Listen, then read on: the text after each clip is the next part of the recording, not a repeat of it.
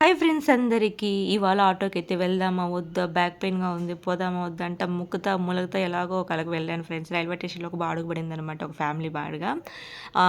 కపిల్ తీర్థానికి వెళ్ళాననమాట ఓరియా దగ్గరికి. అక్కడ వాళ్ళని పికప్ చేసుకోవడానికి ఒక ఫ్యామిలీ వేరే వాళ్ళొచ్చినారనమాట.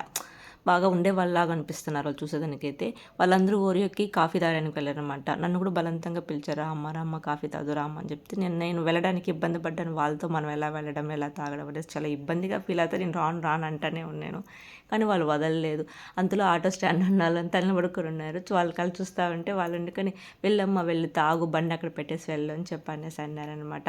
అంత ఈజీగా ఎవరితో వెళ్ళి నేను తాగలేను, ఉండలేను అనమాట. అందుకే ఆలోచిస్తూ ఉన్నాననమాట. అంత ఈజీగా ఎవరిని నమ్మను. కాకపోతే వాళ్ళు మంచిగానే ట్రీట్ చేస్తారనమాట.